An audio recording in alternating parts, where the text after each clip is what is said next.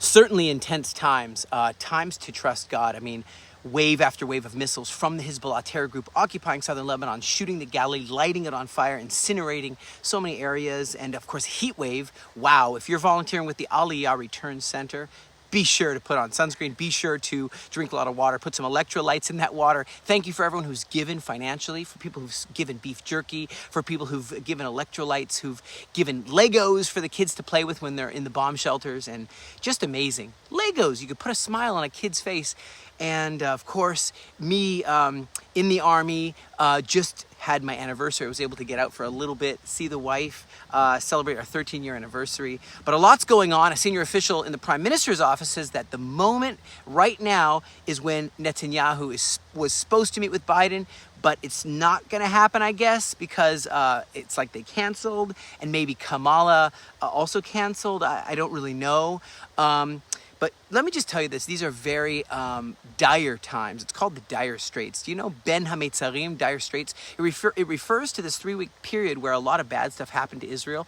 The 17th of Tammuz is today. There's a fast to remember. It leads up to, the 3 weeks lead up to the 9th of Av. Remember, the first temple destroyed, second temple destroyed, expulsion from England.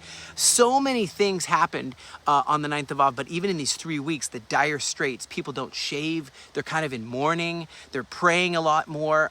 Some people are fasting in various times, because this is when the breaking of the tablets, when Israel did the golden calf, and Moses is like, no, breaks them. Watch the 10 Commandments again with Charlton Heston. And so the breaching of the walls by the Romans, 70 AD, which led to the destruction of the Second Temple.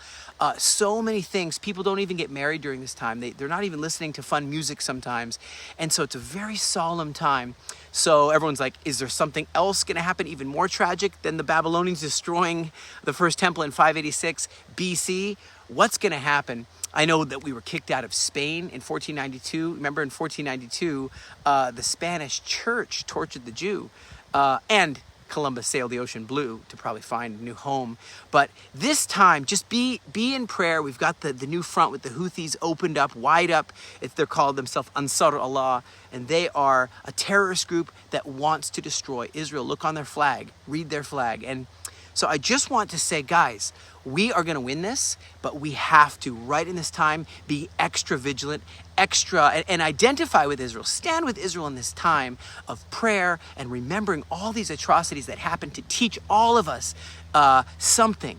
How can we draw closer to God and trust in God? And I want to give you this verse right now. This is a verse as Tower 7, the Goliath Tower in Gaza has been destroyed in the Nuseirat camp. I just thought, Goliath Tower? They have a Goliath Tower?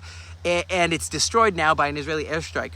Psalms 149, powerful. Verse 6, okay, turn there. The Lord takes pleasure in his people. He will beautify the meek with salvation. Let the saints, the Kedushim, be joyful in glory. Let them sing aloud on their beds. Let the high praises of God be in their mouth, and a two-edged sword in their hand, to execute vengeance on the nations, punishments upon the people, to bind their kings with chains and their nobles with fetters of iron if they come against us, to execute upon them judgment written.